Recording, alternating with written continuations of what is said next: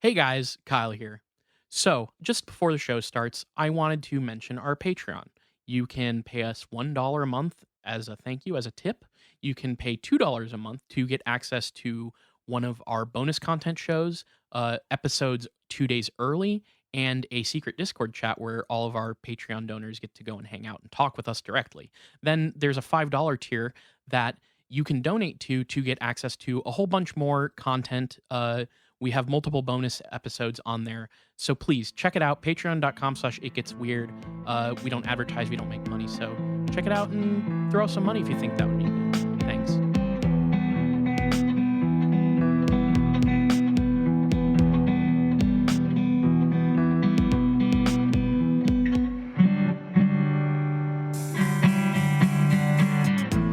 Welcome to It Gets Weird, our comedy show where we explore the unusual, the unbelievable, and the unexplained to try and make your world a little weirder. I'm Kyle. And I'm Niall. And this week, Kyle, it's Memorial Day. We're recording this on Memorial Day. And cat's out of the bag, I guess. I know. Look, I try not to break kayfabe too often. I try not to break the fucking spell of our recording schedule, or really lack thereof. But I fear it's just an important day for everyone to go out and take care of those errands that you haven't done, because otherwise, I don't know where I'm going with this. I woke up today and went to Target, and that's all I've done today. So that's like the only thing my brain has to think about. Hey, and I got a sub. It was great. Go outside and do those errands on Memorial Day that you've been putting off, because otherwise the errands police will come and kill you. Otherwise the military will come after you. That's what Memorial Day is about. This is the very near future bit of like you have state sanctioned errands you have to run. And they send the military, they send the police after you. So the fucked up thing is they would call it state sanctioned side quests, and a lot of people would be excited about it. Think of it like RuneScape. You have to go and spend at least $100 at your local Target. Yeah. However, much like RuneScape, early on you would have to kill at least 10 rats. Yes, so you're required to kill rats. That's like a Chicago and New York specific side quest within the quest. Yeah. And out here you'd have to God, I guess I'd have to shuck corn or something. Yeah. We don't I'm sure we've got pests. Maybe I got to go in with a salt gun and take out a bunch of insect pests with people. There you go. Stuff that eat crops. You rolled a Midwesterner in your opener, as opposed to a city dweller. Yeah, everybody goes online onto Elon Musk's X.com and argues which subquest is better, the salt gun insect murder quest or the rat defilement quest in the cities. And the rat people, they have more substantial prey, right? They get to feel their kill, whereas we're kind of a little more detached. Wow, I don't know why I started with such demented feel energy. Their kill was not really that's not really a Kyleism or something that I would consider that, Are you okay? I'm okay. I mean, do you have anything you want to talk about? Or you have any thoughts? Or are there any voices in your head? No voices, just I can't deny that I'm in a little bit of a dark place. And I don't mean that in a melodramatic way. I mean, I opened up and looked at the news. That's Oh yeah. Instant. And the thing is though, for me, when I go and I read about how bad things are, it lets me come up with bits where you have, side quests to kill rats in Chicago and blah, blah, stuff like that. But no, I mean, I don't know. And I actually, we have an email that put me in a weird place as well that I'm going to read. But okay. No, I don't know. I'm also kind of perturbed because, again, not to give too much away, but I was trying to read about this topic today, and I was just telling you how I couldn't 100% confirm something because the only source I could find it was on the Internet Archive, and the Internet Archive is currently in the middle of a DDoS attack. So I Fucked up. couldn't do that for now. It's honestly, it's from a book that should like be in my my digital collection already, which I do have, but like I should have downloaded this a while ago. But regardless, it was like, wow, if I wanted to like look up a website on the archive that is no longer working, I would just not be able to do that right now.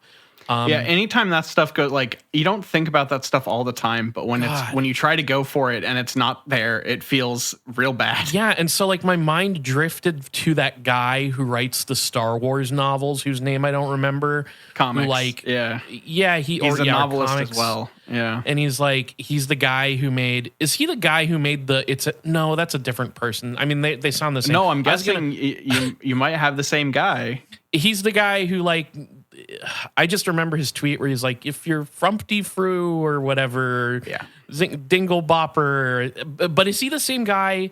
This is such an if you don't know what I'm talking about, I sound pretty ridiculous. I know his name, but I don't know if you want to say his. Well, if you want to actually I don't know. Call Well, him okay. out. The thing is, this guy was like trying to fight the Internet Archive and like the digital library thing. People know who I'm talking about, probably. Yeah. And I just, I read about that and I grew to really just, don't know his name. I fucking hate this guy now. So like my brain went to that guy with the whole Internet Archive thing, but also I like his right new book before, must not be selling too well, so he decided to try to take out the Internet Archive he's again. Trying to DDoS him.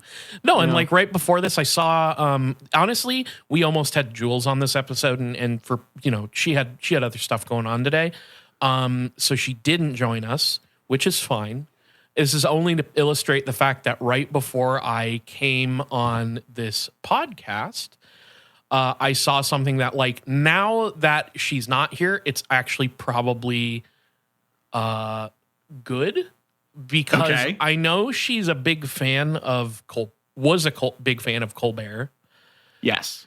And so like the other thing that put me in a dark place was right before coming on here to my God, did you see the thing? I saw Colbert's Skibbity Biden sketch. So, it's like sometime there are days where the internet is just more psychically damaging than others. And today is one of those days where like when you and I are done here, Niall, I'm going to log off. I'm going to go fucking outside. I've taught myself to do this because I can't fucking take it anymore. I just cannot fucking take it anymore. So it's really bad. Yeah. So that's why I'm behaving like a demon this afternoon. Sometimes you need to just like go find a thing you're into and just block everything else out for a little bit. I agree. So, Jules, don't listen to this episode 1. 2, we have an email. Is it quick? Do you mind if I go ahead. a quick email? It's going to be I think this is going to provoke a little conversation. I'm going to try to think up a good answer. So title here says A Different Jacob. And this says, what's up, guys? Jake from Ohio here. Hey, I was born in Ohio. I've been there a couple times. Found this show a couple years ago and got hooked. You asked for variety, so I bring you a Jacob of a different origin. Maybe we'll get one from every state. I would love that. That would be kind of We're going to start sick. our Jacob map. Yeah, get a Jacob map in going. each state.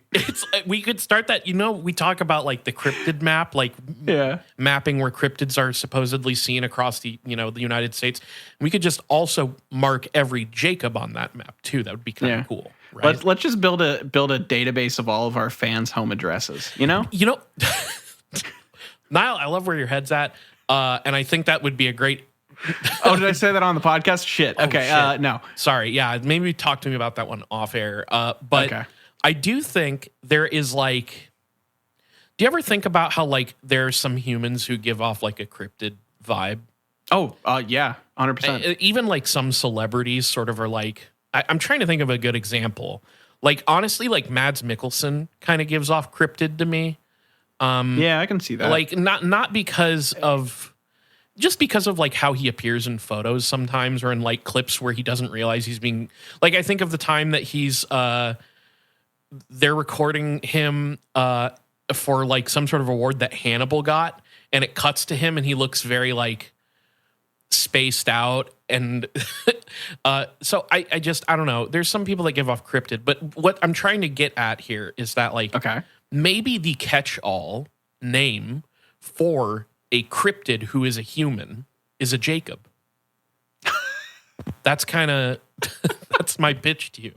Maybe. Okay. So that would be okay. I think I'm following your logic here. If a human is behaving strangely and gives off the vibe of an undiscovered species, you could call that a Jacob. Oh, I had a Jacob sighting in Cleveland.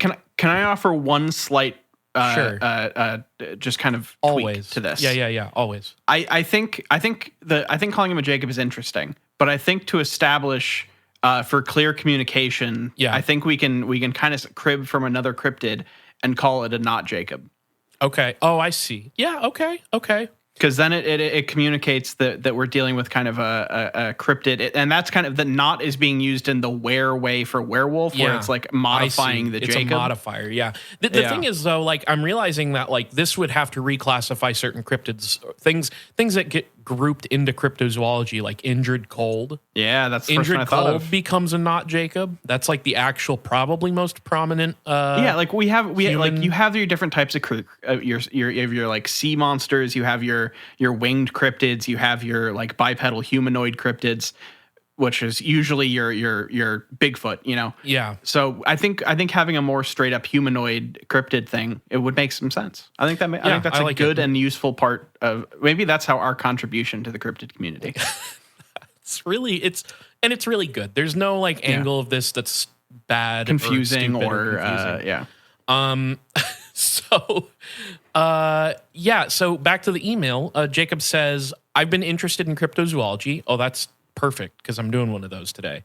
And aliens since I was a wee lad, mostly from my dad's love of all things science fiction. I've spent days at a time watching through old sci-fi from the late 50s, early 60s, all the way up to the new stuff, and my niche has definitely been alien invasion movies. Now this has left me with an almost hilarious phobia of being abducted by aliens. Even as a man in his 30s, I've had nightmares, damn near panic attacks, and sometimes at night I'll keep staring out of my bedroom door, waiting for one of those little space bastards to show up and levitate me out of my bed. The weird thing is that I'm still hopeful that life exists elsewhere in the universe, and I'm even writing a concept album about aliens getting invaded by other aliens. Okay. I like that. I love cool. This email has taken so many turns already, and I'm enjoying the hell out of it. So it's not like I can't talk about it, but the idea of being spirited away to a place I can't escape from is almost as frightening as drowning. Just curious if either of you have had any of the subjects you've immersed yourselves in bring you to this level of borderline paranoia. Thanks for all the laughs. Feel free to share on the show so the other UFObics like me know they aren't alone. That's a really good email for starters. I like it. I love the concept of aliens getting invaded by other aliens. That's a lot of fun. Yeah. I also really like the idea of people using emails of our podcast to reach out to find a community in their weird phobias. Yes. I think that's cool. And if those people want to get together, the best way to do that is to donate to patreon.com/itgetsweird, join our Discord community and be like, we're the other fucking weirdos. What's up? So sorry, what were you going to say?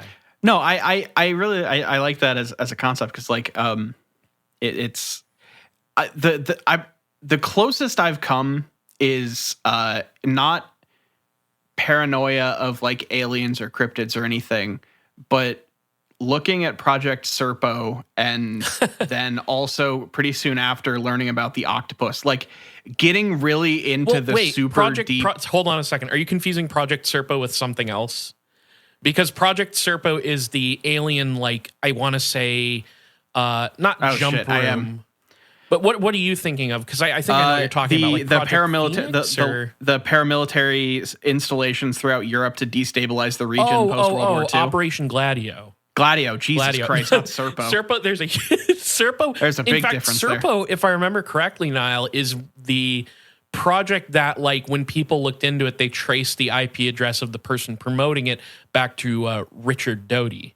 I think so. Yes. So I think that's one. It's like Majestic 12 type shit.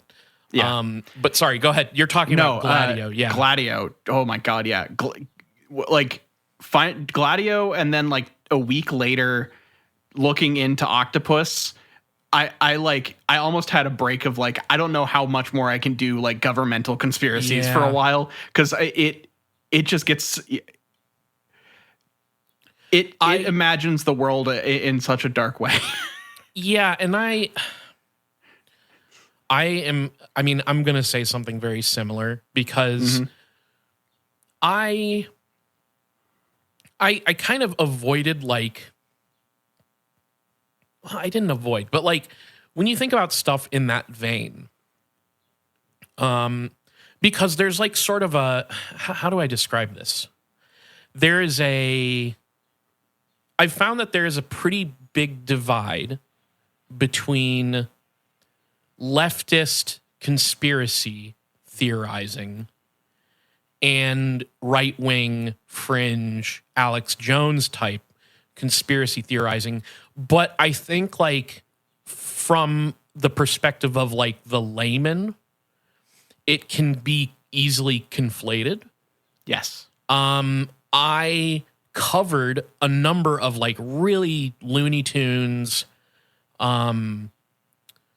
like Alex Jones style like government conspiracies. Like I think of Jade Helm. Yeah. Which, like, you know, Jade Helm is the one I think of, because I think that was actually explicitly stirred up by Jones.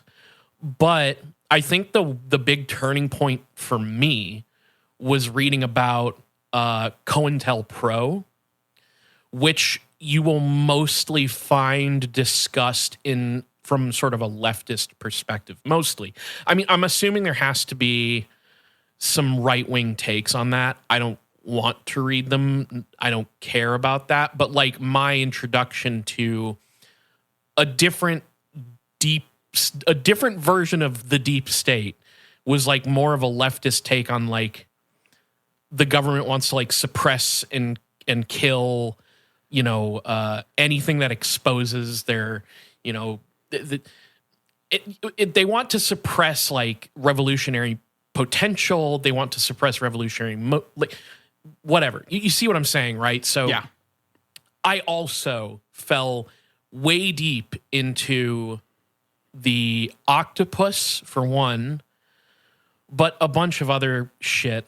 And it's like, I've debated on bringing any of that to this show because it's not funny. There's just not anything like funny. Like I read a good chunk and will someday finish Aberration in the Heartland of the Real, which is about Timothy McVeigh and the, you know, quote unquote conspiracies surrounding the bombing, the Oklahoma City bombing. So it's like, I find that stuff very interesting. I think it disturbs me when I run into something that's like, I think there's some legitimacy to this. And that's where I get really genuinely paranoid. Yeah. That's where I lose it. That's where I really lose that stuff. And it's, now I will say, I've also seen the same people who kind of like, what I'm talking about is parapolitics, right? So like, I've seen these people also like accuse like podcasts of being like CIA operations, and I'm like, man, I don't know. Yeah. But I've seen people in those circles do that. But like also I think there's been some genuinely good research. The thing that sucks about that is how much of that research is like, I think, very good, and then there's a bunch that's just wild speculation. And that's where the lines between the right-wing conspiracy theorists and stuff that all blurs. But it's all fucking paranoid inducing shit, man. It's fucked up. It's same with oh my God, the book about Manson, the Manson family that I was reading. It's just CIA and the drug culture. Yeah, chaos. Chaos. Yeah, there it is. So that stuff is interesting, but it's like, it's disturbing. And that's where I've gone. It's funny. Like I wish, honestly, I was still paranoid about aliens. Because that's and like, you were also, younger me was definitely. You still have some ghost fear though, right? Like you grew up, or is that gone? I think that's pretty much beaten out of me at this point. Okay. I no longer fear ghosts. When I was young, definitely. I mean, when I was young, ghosts were like, I was so scared of the possibility of ghosts. I didn't want to fuck with that. I mean, Niall knows we did Ouija board shit, and now I am like, I don't want to say like I'm a hardline skeptic, but like as far as ghosts go, I'm about as skeptical as you can get. Which means you're about to be in your own found footage paranormal horror movie in the next 6 months. That's so true. You've reached the age. Yeah, that's fine. Like maybe I should be more paranoid about ghosts, but I all this stuff. The thing is, I think with what we deal with, I find all of this stuff kind of scary. Cryptids, ghosts, aliens, all of it's spooky, right? And that's part of the fun. Yeah, because like we both come from a lot of like liking horror stuff, so there is that kind of you like monsters, you like plots, you like murderers and whatever. And but again, at the same time, when I was young, I was the kid who was we would have killed ET with hammers for sure. Like that was me. Like I was fucking terrified of aliens, and ET was no exception. So anyways, this is a long fucking ramble for a good email. Thank you. Yeah. Thank you very much. Now, other Jacob. Yes. Maybe we can get a couple more Jacobs in there. That would be kind of cool. Yeah, sorry. I kind of went on for a long time there. We're actually supposed to talk about cryptozoology this episode. If that's cool with you. I'm down. Well, because we're talking cryptozoology, I decided to go fucking buck wild this week. Okay. We're going to talk about the motherfucker of all dinosaur cryptids. Oh. This is the monster who ate Newman in Jurassic Park. That's right. This is a cryptozoological Tyrannosaurus Rex. Okay, so there are people who think that T-Rexes still exist, at least until some point. I'm going to be real with you. Probably not, but we'll get to that. This story is funny. Okay. And it's like, I was looking at like the different dinosaurs, and it kind of struck me as like almost every dinosaur, like young Earth creationist style cryptid that you can find is like a plesiosaur, right? Like it's usually something in the water. And that's like, I think that there's like some internal logic to that idea, because it's like the sea is the most unexplored place on Earth, right? So, you could kind of like go, oh, well, if a dinosaur is going to survive to present day, it's going to be down there, right? Yeah.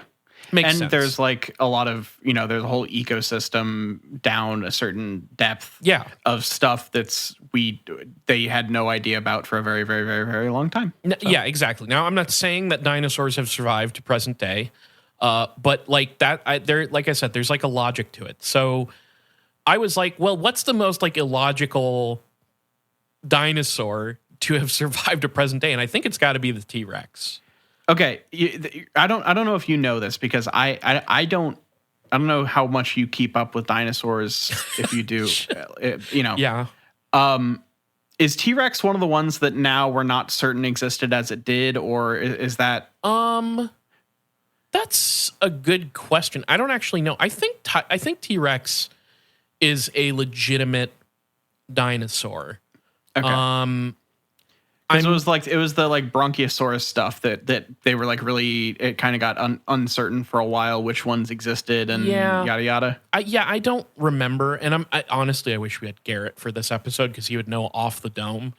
But I didn't like look into the like present understanding of T-Rex, But I do think that Tyrannosaurus Rex is a legitimate dinosaur. So whether it's changed, very distinct possibility. I remember the big upheaval about feathers with dinosaurs back when I was a kid. I see a bunch of just like random headlines about dinosaurs every a couple a year, and I never know what they actually mean. So anyway. Honestly, you're making me realize I gotta I got to get in circles where I'm getting served dinosaur-related content more often because I don't see shit about dinosaurs anymore. I see a lot of stuff about outer space, actually.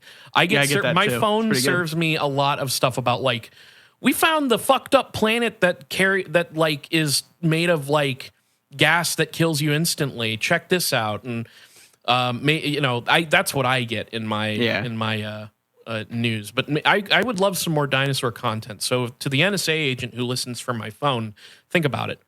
If you're looking for clicks. So where the fuck do we get a story about a prehistoric monster like this still around? And this one, by the way, is in the Congo, which, man, if any of the fucking cryptids that are supposed to live in the Congo are real, it's like I'm never checking out the Congo. I mean, it's like just gonna draw a big X over that on my map of places to go. Just get rid of that one. Like, I'm pretty sure that's also where like Mokele Mbembe is, and I hope I'm pronouncing that right. But like, I think so. There's so many like dinosaur motherfucker, I'll kill you cryptids out there supposedly. So kind of freaky. Well, this is a T-Rex that supposedly stalks the Congo, and it all comes from a February 16th, 1932 story about a trip with a Swedish plantation owner and seasoned big game hunter named John Johnson. And Johnson was traveling through the Kasai Valley in the Belgian Congo, which another thing that like when I tend to like look up the regions every time I research a cryptid, and I was like, it's insane. There's literally a moment in history called the Scramble for Africa, where it was just all these European nations trying to colonize, like just trying and also succeeding to colonize parts of Africa. It's fucked. So what part is the Belgian Congo? Is it just where it's just the chunk that Belgian took? Yeah, and I believe that's now the Republic of Congo. I believe so. So it's it's the Belgians came in and fucked everything up, and they were there till like I want to say 1960. It's like way later. Yeah, it's always way later than it should be. I could be off by a little bit, but I seem to recall. Yeah, I think they got independence in 1960. Jesus Christ. So yeah, it's always much later. So Johnson's traveling through the Kasai Valley in the Belgian Congo, accompanied by a servant boy. And I just wanted to say before I get into the sighting, just one small note, which is that people who hunt rhinos and lions and elephants and whatnot should be gored to death by wild animals. I just wanted to kind of throw that out there. Yeah. And so Johnson was in fact hunting elephants, which is like cool. One of God's most beautiful creatures. And you're like, I got to kill it. However, the Kasai Valley is not exactly a hot spot for these large creatures such as elephants, or at least not for this day, because apparently many articles online will describe the valley that day as being quote unquote desolate. So it's looking like they're not going to have a great hunt of elephants for their fucking trophies. And then suddenly Johnson's servant shouts, pointing out some elephants. Now, what was weird was that it wasn't your typical herd of elephants. It was just two elephants off together. This didn't seem to deter Johnson. No, instead of, these are more susceptible to being shot. So he aims his shotgun or his rifle at the elephants. But he wasn't the only thing stalking the elephants that day. No, as he aimed, a big, strange creature leapt out very suddenly from the brush. And the servant jumps into the underbrush to hide. But Johnson stands there with his gun ready, paralyzed with shock. And in the stories that you'll find online, the creature is described pretty vaguely, but it's always said to have been like a large reptilian creature. Okay. And in a bit of a panic, Johnson decides to turn his gun on the reptilian creature instead of the elephants and shoot it. So he fires off 3 times, and he only hits it once in the back. And this reptile creature is startled, and it retreats back into the trees and bushes. And after a few moments pause, they're sort of taking the moment in, and Johnson and his servant decide to return to Cape Town. However, halfway through the journey back, they heard a sudden splashing from a nearby body of water. And they're sort of looking around the savannah, surveying for like what's making this noise. They think maybe a crocodile. And they find themselves face to face once again with the monstrous reptile creature, which was now tearing into a dead rhinoceros. So they watched in horror as the creature, quote unquote, effortlessly tore off one of the hind legs of its prey. Just bit it off, just tore it right off. All right. The servant seemed to be pretty much over it at this point because this is where he bolts in fear, and he leaves Johnson behind. And in his fear, this servant also takes the rifle with him. So it's just Johnson, a dead rhino, and this monster lizard. And so here he is, terrified. That's such a dick move. Rifleist. Well, maybe he was just like pissed off about, being a fucking servant.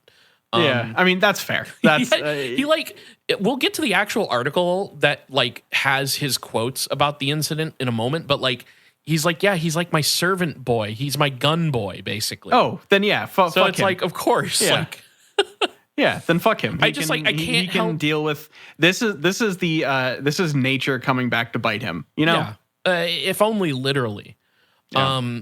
But yeah, he's like, he's a plantation owner. Like, I have no sympathy for this fucking guy. Yeah. He's Sorry. like, I kill defenseless it elephants. I'm a plantation owner. My servant boy holds my gun for me on my Congo trips. Like, fuck this dude. That's a karmic ending. Yeah. So yeah, he's terrified. His rifle's gone, and he's just watching as this lizard is tearing into this rhino that he is assuming it killed on its own.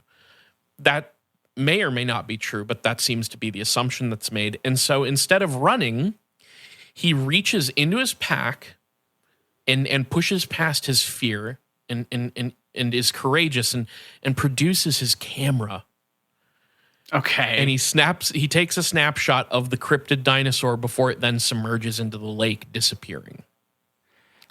Okay, good. The fucking hero has a camera. Gotcha. Yeah. I'm just painting a picture for you because this is kind of how the story is told. And just to be clear, it's all from this? 1932. Okay, so yeah, he would be, triumphant hero hunter, wards off evil beast kind of thing. Okay, pretty much, yeah. So he gets back to Cape Town, his camp there, and he ends up just sort of collapsing because it's been such an arduous journey. And some folks there kind of come to him and try to get him back on his feet, help him out, and they then set him up to give an interview about his experience. And he speaks with a reporter from the Rhodesia Herald, where he gives a very sensational explanation of the encounter he just had. Something I kind of noticed is like, there's no quote from the gun boy. His boy doesn't get a they say. don't care about that at all. But he describes it as having had a reddish hue with dark stripes, and it has an elongated snout brimmed with numerous teeth. And he tells him that this thing was something around 43 feet long. Jesus. Which is fucking huge. Yeah. And he compares the legs of the creature to a lion. He says that it's extremely fast. It's like got super agility, and it causes people in the area to like get hyped up on like finding this thing, right? Like, right, because it's a massive creature that killed that makes sense. So how big is a T-Rex supposed to be? That's do you know? Good question. T-Rex average, because like 43 seems large, but it also seems like you could tell me toe to tip that's tail to snout. That's the length of a T-Rex, and I wouldn't be that surprised. Oh, yeah. So 40 to 41 feet in length, according to specimens that we have. Jesus Christ, this thing was big. So 43 is like, it was weirdly specific. So yeah, I don't know. It is weirdly specific. The thing is like average, they suggest that like it's like an average of 1,300 pounds. God, this thing's fucking huge. So like, yeah, it is a specific, but the thing is he is saying this thing is like bigger than your average T-Rex even. Yeah. Which to me is like, I don't want to like zoom too far ahead in this episode, but like this is another one of those cases where it just feels like they were telling a very sensational story about a probably somewhat real experience. Maybe because there's some explanations for what this may have been if he was telling the truth about encountering a monstrous lizard. But 43 feet is the whole fucking lot. Yeah. So yeah, there's a group of 5 hunters who get a whiff of this story, including another person who should be I mean they're dead now, but like they should have died a lot longer ago. An ivory trafficker was a part of this group of hunters. And so in 1933, this group of 5 go out into the Kasai Valley to try and find this creature. They want to capture the creature that is now known as Kasai Rex, which is, coined in the one of the articles by the Rhodesia Herald.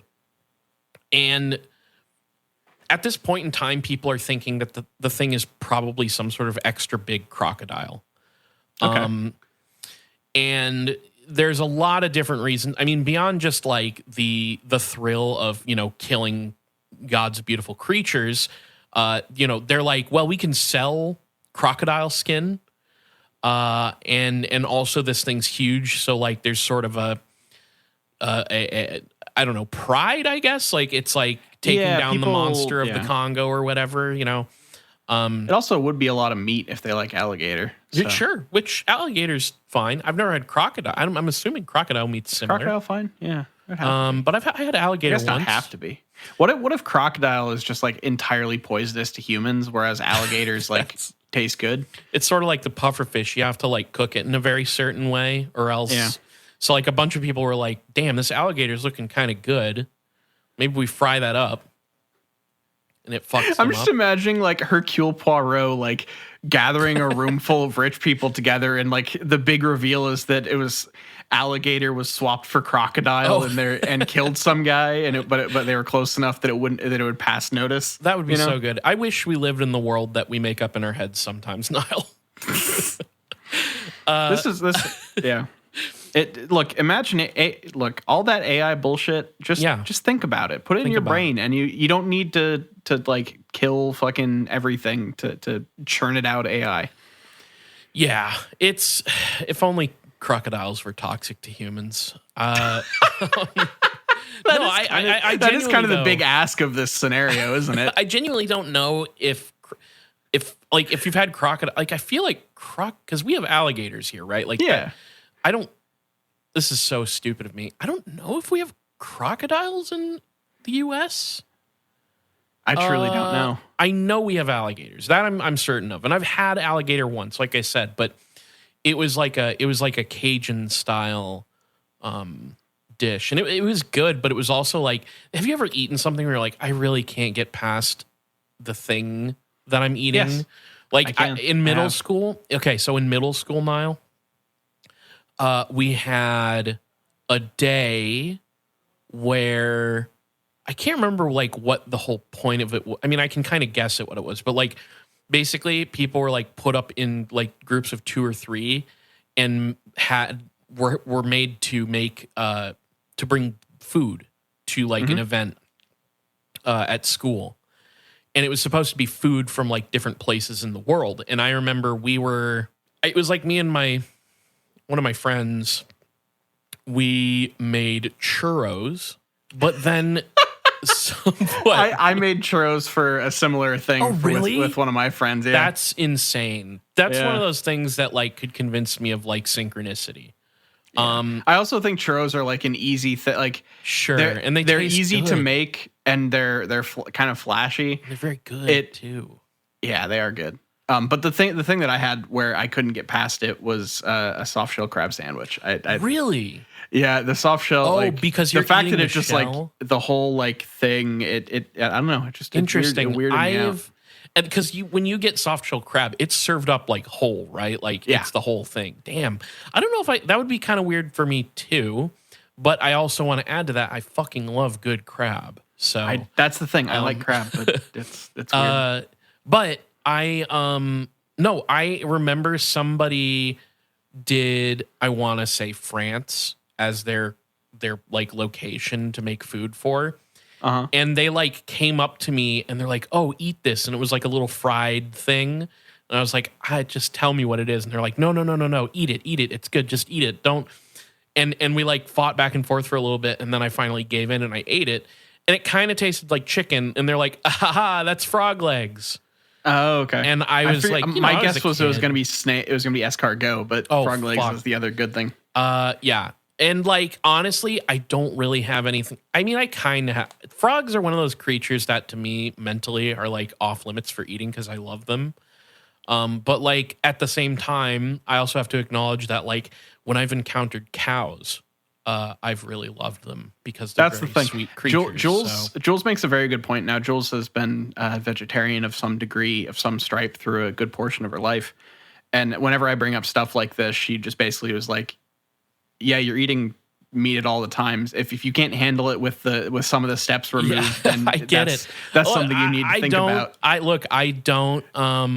And that's a good point, and I have no response to that. I've had the same point like kind of made to me before, and it's like very fair. And I have occasionally been on the mental brink of going vegetarian. Like I've been there and been like, I don't like have some sort of big, thing that I want to say. Like I don't have some sort of, I just am like personally, I'm struggling with the concept of like eating an animal that I really love. Yeah. So anyways, where the fuck were we? Look, trying to find morality in this world is really hard. It's so hard. Anyway. So yeah, this group of hunters end up going back to the same swamp, which I think I didn't even mention this, but it was a swampy sort of area that he encounters this thing for the second time. And they're looking for it. They like catch sight supposedly some of these hunters see like a reddish brown tail that like goes into a nearby lake. And they are suddenly startled by this thing that's like whipping its tail at them through the water. And again, this is all supposedly. One of the hunters is actually hit by this thing's tail whipping around through the water and sends the hunter flying. And so the other four hunters who have not been knocked down pull out their guns and just start shooting the fuck out of the like red thing that is like basically like moving through the water just beneath the surface. So they don't, they take a moment there to catch their breath. The one who was attacked, it has a broken arm, and they are trying to like recoup when suddenly this roar emanates out from beneath the water. And when this thing roars at them, they all just fucking run in fear. Mm-hmm. And as they're running, they see another like giant creature that's sort of dark red and black and brown sort of pop out of the water and sort of threaten them. And it's weird because like the story is like they just kind of like run and hide behind a rock, and they don't like catch sight of it again, and eventually they just leave. Oh, so there's like I love this is a thing that I think is interesting kind of as a general topic. When you hear stories about cryptids Yeah. Is it more believable to you when there's something really dramatic in it, or is it more believable to you when it kind of peters out in a weird way and they see it and that's kind of all that it is? I mean, it's kind of hard to frame that way because, like, I guess I'm more likely to believe the story of I saw something and nothing happened than like some crazy wild encounter where you're fighting, a fucking Bigfoot or whatever, right? Yeah. Like I'm more inclined to believe the encounter that has less going on in it, but at the same time, mostly because, and this is maybe a little unfair, but like it mostly because it sort of leaves the space open for like maybe they misinterpreted what they saw. Yeah. A lot of the times it's like, oh, I glimpsed something and I thought I saw a 43-foot lizard. It's like, one, you're freaking out in the moment, and then later you're telling the story with like extra juice on it, right? Like, so, through that process, what was probably a normal creature became something crazy. Yeah. So the emotional state really weighs in on it sometimes. Why? What do you think? Like, do you think it's more believable on one end of or the other, or? I think that, like you said, it isn't easy to fully delineate it that way because there are like it's kind of a case by case thing that some of the more because like when you get into full blown like altercations, it kind of I lose it especially, but like being dragged off by one of these things and then making an escape pretty shortly after or whatever, sure, that could happen, whatever, but I find that the one that makes the person who's telling the story the least special is the one I'm most wanting to believe, which maybe just says something about me. But it's anytime there's like the closer it feels to someone giving themselves the main character role, the less it feels like it is a thing, you know? I feel that. So here's the thing, Niall. We actually have the full text of the article that was put out by the Rhodesia Herald, the original one that John Johnson. It's basically unfiltered Johnson telling his story. The whole Johnson. The whole fucking Johnson. Unfiltered. Raw Johnson. Veiny Johnson. No, that doesn't really... doesn't really track, huh? That only works one way, Yeah, fair enough. We're going for double entendre. So here's what he says. Quote, on February 16th, last I went on a shooting trip accompanied by my gun bearer. I had only a Winchester for small game, not expecting anything big. At 2 p.m., I had reached the Kasai Valley. No game was in sight. As we were going down to the water, the boy suddenly called out elephants. It appeared that 2 giant bulls were almost hidden by the jungle. About 50 yards away from them, I saw something incredible. A monster about 16 yards in length with a lizard's head and tail. I closed my eyes and reopened them. There could be no doubt about it. The animal was still there. My boy cowered in the grass, whimpering. I was shaken by the hunting fever. My teeth rattled with fear. 3 times I snapped. Only one attempt came out well. Suddenly, the monster vanished with a remarkably rapid movement. It took me some time to recover. Alongside me, the boy prayed and cried. I lifted him up, pushed him along, and made him follow me home. On the way, we had to traverse a big swamp. Progress was slow, for my limbs were still half paralyzed with fear. There, in the swamp, the huge lizard appeared once more, tearing lumps from a dead rhino. It was covered in ooze. I was only about 25 yards away. It was simply terrifying. The boy had taken French leave, carrying the rifle with him. At first, I was careful not to stir. Then I thought of my camera. I could hear the crunching of rhino bones in the lizard's mouth. Just as I clicked, it jumped into deep water. The experience was too much for my nervous system.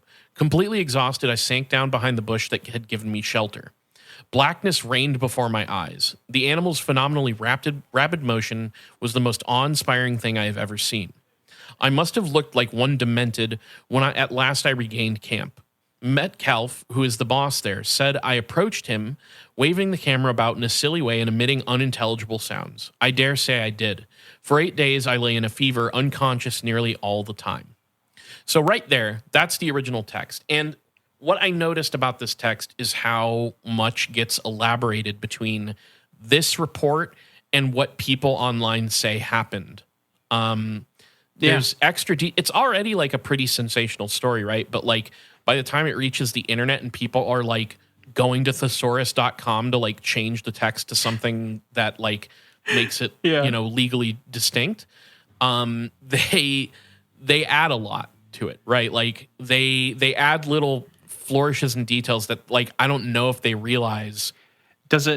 Do you think that stuff comes from telephone of people writing about it? There was never like the guy that did it didn't write about it later or tell a bigger version later. So this is the problem with the fucking Internet Archive being DDoSed right now is there is a book that covers this particular story that tells, I believe, similar details of a lot of this, but I think is also where some of the extra stuff is unearthed, like the group of 5 men.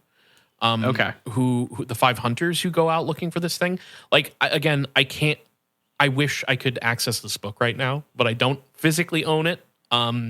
So we'll get to that. But I do believe it's just people retelling the same story over and over online, as one does with cryptids.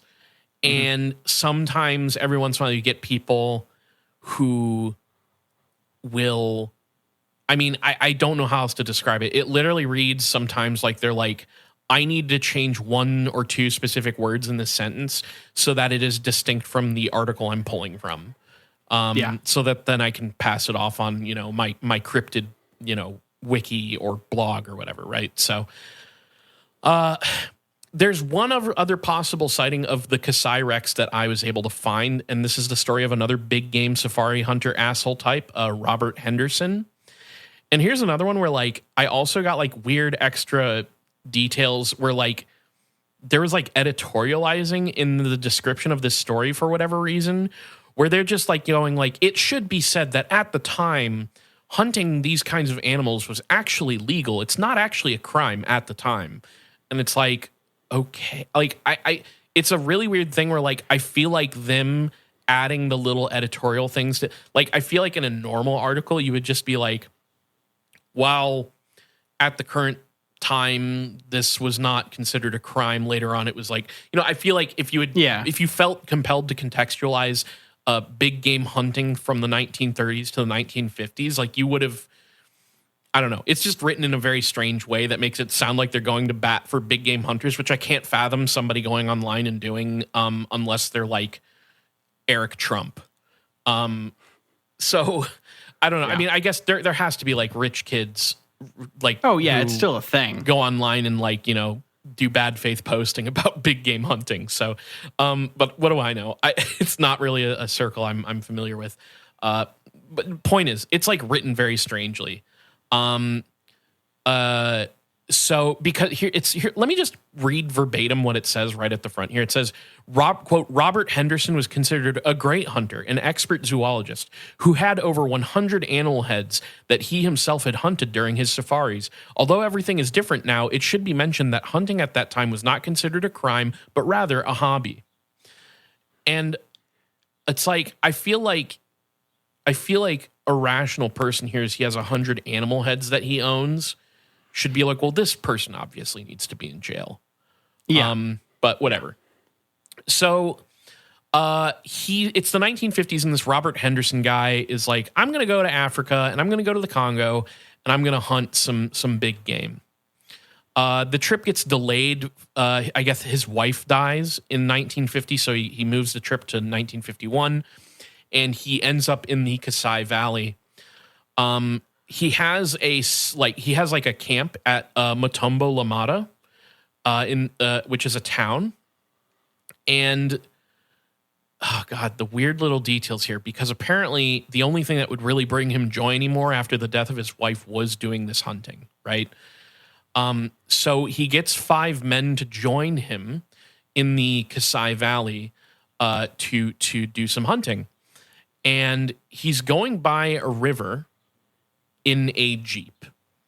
And they were believed that the trip would take them like 6 days, maybe a week. Okay. So just they're going a nice quick trip with the boys. Yeah, so the boys are like going to get out there. They're going to camp out there as well for those 6 days and try and find some good stuff. But 6 days pass, and people at the camp notice that they haven't returned. So they wait for a few more days, and after this group of men still doesn't return, they end up getting a group of folks from the village to go and search for these people, including 5 members of the local military regiment that were going to join them in this hunt for these missing hunters. Mm-hmm. So the next day, as this group of people's all going out trying to find them, they find what appears to be the first base camp for Robert and his fellows. And they guess that like maybe they were there for a couple days before they moved on. Mm-hmm. And so they find like animal viscera near the camp. So they basically think that like, you know, they're moving in this particular direction in the Kasai Valley to hunt some other thing, because they've already seen these gazelle that have been murdered near the camp. And eventually they reach a point where, again, this is another part where like they describe the Kasai Valley as appearing very desolate. They just don't see anything as they sort of look around the savannah. And when that sort of hits, that feeling hits, they also find another camp. And at this camp, which was, you know, a good ways away from the first one that they had presumably set up base at, they discovered a straight up massacre. Oh, fuck. Okay. So the description of what they found is brutal. They basically say that they found people's body parts strewn about. They found the only thing they found of Robert himself seemed to be his arm. Wow. Okay. There were people's heads just strewn about, and parts of them were like torn up and crushed. And I mean, it was like you hit a couple moments of chop on the food processor of the Kasai, like on these, like you fucking, they were gnarly. Like ripped apart. Yes, like, ripped apart. Okay. And what's important, so like their initial thoughts on this investigation is like, there are ivory traffickers in the area, which is, you know, at this point illegal. And they're thinking if these people end up in their territory and there's a conflict, they'll be murdered by the traffickers. But sure, the thing is, their bodies are fucking mangled. None of it is consistent with gunfire or like swords or knives. Mm-hmm. So it's honestly not very likely that they were killed. At least whatever was done to their bodies at a certain point was not due to people killing them. Yeah, it wasn't. The violence that they saw there was not done by the means of the ivory traders. Like, yeah. It sounds like this was a very animalistic, torn apart kind of thing. Yeah, so they're thinking, because there's also like they find evidence that Robert had fired his shotgun, but they had never found a dead animal or anything to suggest an animal lost. Like they didn't find an animal at the scene. Okay. They just found these shredded up people. So their assumption is that some giant monstrous creature, perhaps, you know, the known Kasai T-Rex, came in, tore them up, shredded them up, spat out the parts it didn't want. Which is like maybe one of the most visceral ways to be murdered, I think. Yeah, that's pretty brutal. And like you'll see people online in like articles about this saying that like there's no way Robert, who is a seasoned hunter, would have been incapable of taking down an animal in the Congo with his gun. So whatever it is, it was just like too fucked up for him, you know, is the implication. Of course. Right? Like he's the best hunter that ever lived because he goes and trophy hunts. So he couldn't have been felled by a normal beast. Yeah. So, you know, that's We don't know what killed these people. Frankly, I didn't find like a good explanation about this particular story. The entire like I don't have like an article, that's like, oh well, here's where this happened. Here's where this was reported on. Unlike the first quote unquote sighting, we have the Rhodesia Herald, but for this, it's just like I have to take the internet at face value, which it suggests that some giant animal came in, ripped these people up, and left. Damn. So, yeah, I mean that's like it. There have to be some of those in cryptid stories. Sure. Like there, it can't always be, oh, this is Bigfoot or whatever. Yeah. Like you're gonna just find it. Yeah. But people are going to get torn up by animals, and people are going to try to make that into cryptids. That's a thing. The thing is, like, I don't know if I buy this whole, like, I genuinely don't buy this idea that, like, oh, he's such a good hunter that there's no way he would have been fucking murdered brutally by an animal in the Congo. Like, I frankly think that it's entirely feasible that a pissed off like animal or a couple of animals could just kill a whole group of people. Like, I think that's pretty reasonable. Yes. I think it's more likely that these people, frankly, statistically, more of these people should be dying in the Congo. And it's more weird that he didn't if he hadn't, Yeah. So that's Robert Henderson, who, like, what's kind of funny is, like, I do believe, like, I couldn't find much information about this guy, right? Like,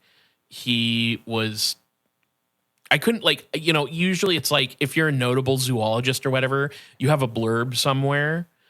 Yeah. And I imagine if you were killed horribly in the Congo, the blurb would include that. Couldn't find it. I could only find this story, and it was associated with the Kasai Rex. So who knows about that one?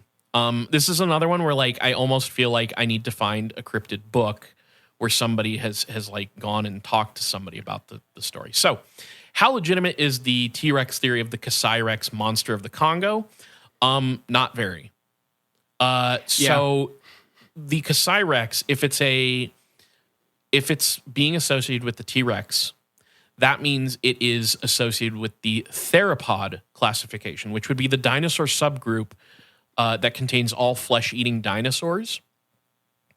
And in particular, these cryptozoology articles like to draw a parallel to T-Rex, right? So here's the thing.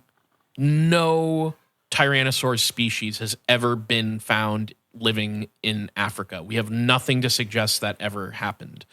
There are other theropods, but, like, there's nothing to suggest that any of them live to this day, right? Like, the same thing that we get with, like, every dinosaur cryptid, where it's like, we think these things evolved and, like, died out. We don't think that they are still around, Yeah.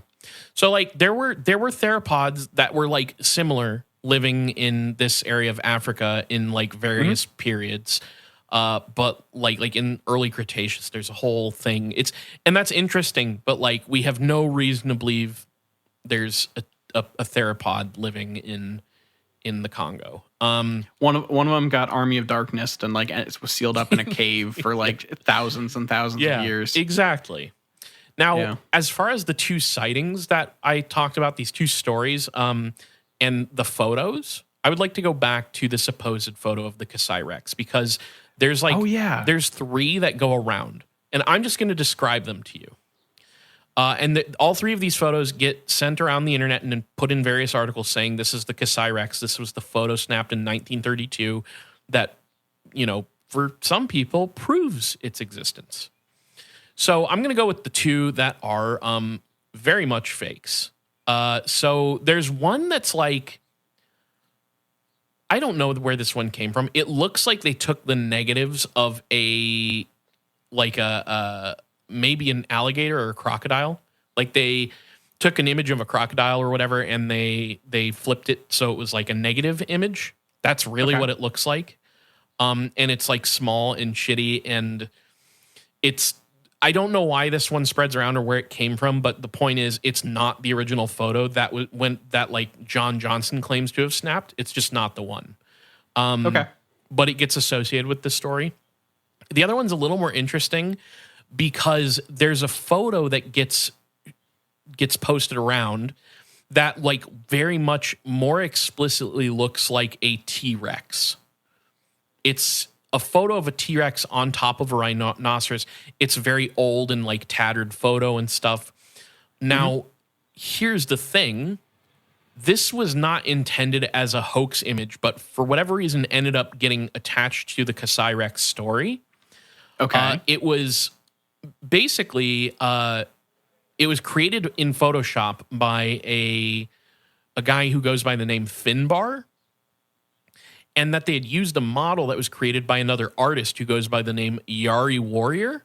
And the compilation that they put together of these images was supposed to be based on a very famous painting by Charles Knight, in which an Allosaurus is feeding on the tail of an Apatosaurus.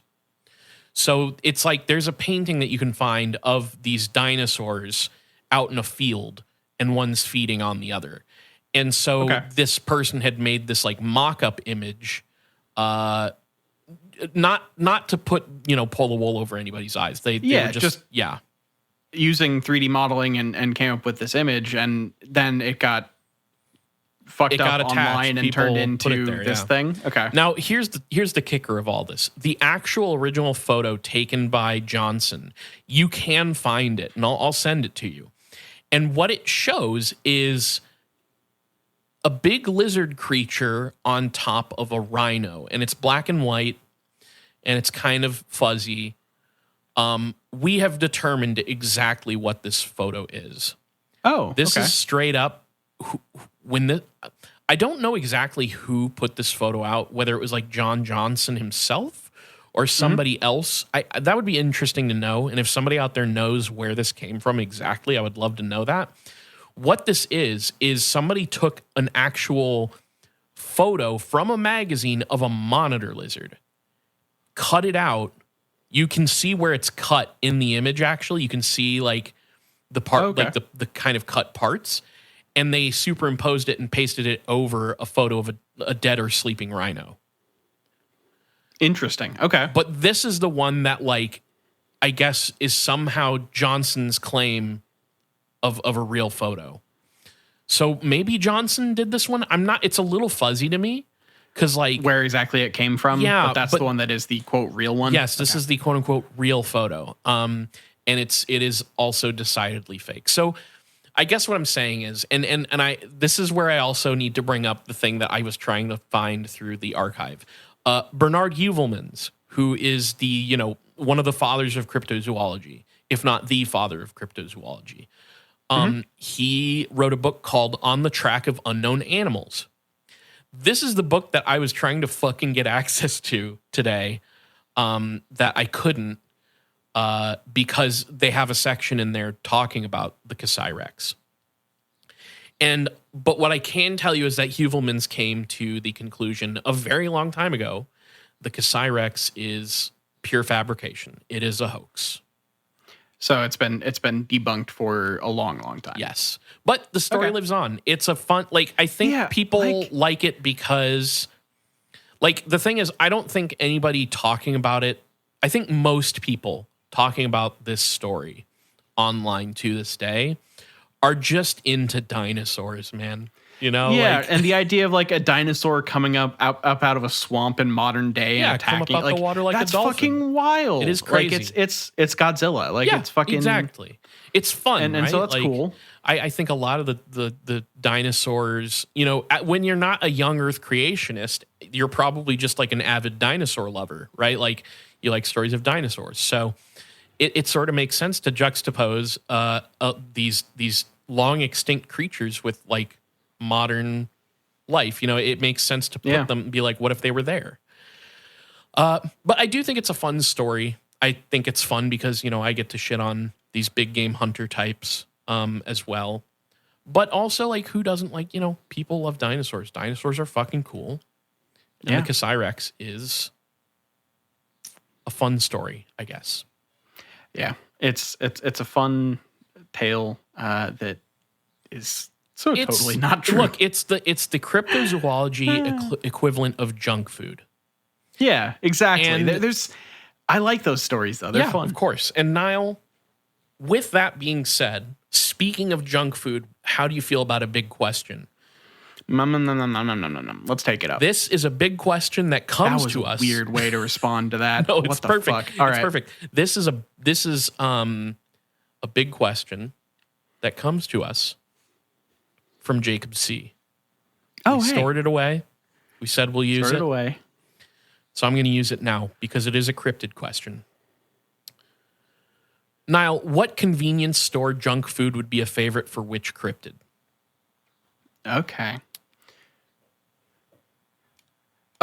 Actually, I have a really good one. Okay. Here because it ties into a locality and it's a big name cryptid. Sure. I think I'm gonna jump off and just take Mothman off the board off the bat because not a joke with off the bat. That was a pun unintended. I like it. So a thing that I get every time I drive through the West Virginia area, which happened as I was going to the East Coast to visit Jules' family back when I lived in Indiana. So it's a thing that happened multiple times. Is in gas stations there they have pepperoni rolls, which are like these little it's like a biscuit or like a roll dough, and then it's in the roll. It's rolled up with a bunch of pepperoni and like cheese and sometimes like jalapenos and shit in it, and then made into baked into a roll. It's so fucking good, and I buy them every time they're at a gas station in that area. So I think basically what I'm saying is I think Mothman would also be really into pepperoni rolls. Yeah. And that's what keeps him in the West Virginia, Point Pleasant area. Okay. I see. I had a thought process where, because I was thinking about meat snacks because obviously the Kasai Rex, my brain went to pork rinds, you know? Oh yeah. I'm just thinking of what's the meatiest snack? What cryptid would snap into a Slim Jim? I agree. Probably the Kasai Rex also, honestly. I could see that, yeah. But I was going to say hot Cheetos. Flamin' hot Cheetos, Jersey Devil. Yeah. See, Kasai Rex sure can keep the Slim Jim if they want, but I think there's a case to be made for the fucking I always forget the fucking words, the little leg Fresno boys. Fresno Nightcrawlers. I think they have kind of small mouths. I think a tubular meat snack would go down smoothly. They could suck down like a strand of spaghetti. I could see them going around with a meat snack and a Slurpee with a straw, you know? Yeah. That's the vibe of the Fresno Nightcrawlers. I can see that. That's so in your view, the Fresno Nightcrawlers have little tiny mouths that they kind of have to slurp with, right? Yeah, okay. And they love the 7-Eleven. I can respect that. The clerks there don't even bat an eye. The Slurpee. They're the people that work at the 7-Eleven don't bat an eye when they walk in and just buy a Slurpee and some Slim Jims to get the fuck out of there. Yeah, you know. Okay, I can see that. There's plenty more. I think the Goat Man. Check this out. Okay. Not super into a lot of the snacks, but if he stops at the convenience store, he's picking up a soda. Mm-hmm. And he always buys it in cans because then he can sort of munch on the can. Yeah, later. A little snack for after snack. I think that one makes sense for the Goat Man. For some reason, I thought sometimes my head just tries to autocomplete your jokes when you set something up, and I immediately was thinking that he's going to grab a porno magazine and then eat it. Oh, sure, that too. I mean, he probably would do that too. He'd grab a what are Playboy? I don't know what are the porno mags? Yeah, he'd grab a Maxim, right? He'd grab a Maxim and munch on that and then sip a Coca-Cola in a can and then eat it. Yeah. This is good. I think that works. What's your go-to convenience, gas station convenience store junk food thing? Because it can change for me. But yeah, there's different tiers. You got a lot of times you get a big water bottle. Sure. That's the baseline if you're going on a long trip. Not exactly junk food though. So kind of no, but that's the gas station. It's part of the shop. Sure. You get the big water bottle. but then you get depending on where I'm at with like caffeine wise, if we've already gotten coffee, Need some then I sort of get whatever caffeine. weird Mountain Dew Yeah. flavor exists. Yep. Otherwise, you get energy drinks, and then if I want sweet, I get gummies. Ooh. Gummies are kind of and the best then- travel food, huh? Yeah. Otherwise, I get like either beef jerky or like chili cheese Fritos. Okay. I like a Frito on a journey. I you know? am a cheddar cheese Chex Mix stan. For me, Jesus, I was trying to scratch my head and my entire headset fell off. that's okay. You didn't honestly. My snack wasn't that important. You don't have to know. I wouldn't worry about it. Okay. The listener knows. Yeah, it's a little secret between you and the listener that I will Guys, make sure not to listen don't- to it when I go to edit this. Don't tell him about that, okay? I don't need him to know that. This is between you and me, and we can keep it to ourselves. Was it like combos or some shit? No, it was not combos. Okay. What do you think it was? And we're gonna Um, discount the combos guess. Yeah. Let's What see. have you seen me eat now? You've seen me eat a lot of stuff. I know you do have like snacks that you eclectic. go to, but you don't like. I'm trying to think of like what your chips are. I think of you. The things that I attribute to can't Kyle wait. are freezer burritos. Oh God, that was the bad time in my life. Thank you very much. There's nothing wrong with a freezer burrito. But then like you most of the time have given up soda, so that has died. So I'm guessing you get a coffee and like a I can't wait. cheese Pringles. Ooh, I almost thought you were gonna say it. Okay, was I close? Cheese is a part of it. Okay. We'll go with that. But let's keep this one a secret, listener. You and me. Oh, fantastic! Keep it like a secret. Exactly. My second favorite. Built to Number go up. one is Ooh, what is it? ooh. Do you know? What's the one that I would hurt a fly is on? Is that on Keep It Yeah, Like that's a it. Secret? Perfect from now Keep on. Perfect from now on. Thank you. That's the one. Yeah. Both great albums. Anyways, Niall, Yeah. are you ready for some business? Oh yeah. So if you want to follow us on social media, we're on Twitter at IGW Podcast. You can follow us on Facebook.com/It Gets Weird Podcast. And we're on all your favorite podcatchers, whatever of them still exist. I don't even know at this point. We're on Spotify, Google Play out there. Podcasts. We're out there. If you listen to podcasts somewhere, look up It Gets Weird, and we're probably there. Twitch.tv/It Gets Weird. Keep your eyes on this space and give us a follow. It Gets Weird Podcast at gmail.com. If you want your email read on the show, or I don't want to ask for more big questions, but like I do kind of like people sending them in because I'm fucking. It's fun. And now I'll be real with you, I'm running out of ideas. So please email us whatever you want. Tell us your fun stories or anything. If it doesn't suck, we'll read it.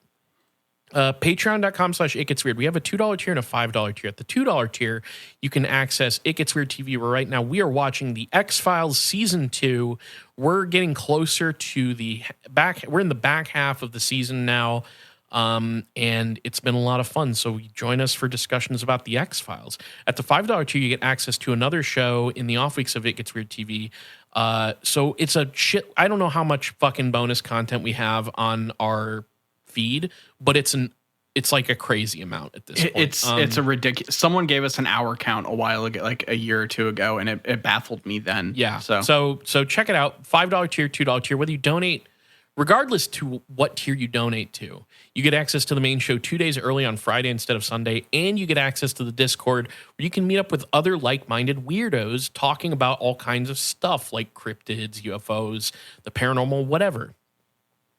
Now, if you can't donate, please. Oh shit, I'm sorry. We also have $1 tier. I should mention that. Yeah, the we do. $1 tier is it's like you don't get anything from donating to it except the satisfaction of giving a little tip to your favorite paranormal UFO conspiracy podcast. If you can't donate, please tell your friends, tell your enemies, tell your congressman all about It Gets Weird Podcast. all right. Thank you all for listening. Thank you for continuing to support the show. This has been It Gets Weird, and I've been Niall. And I'm Kyle signing out.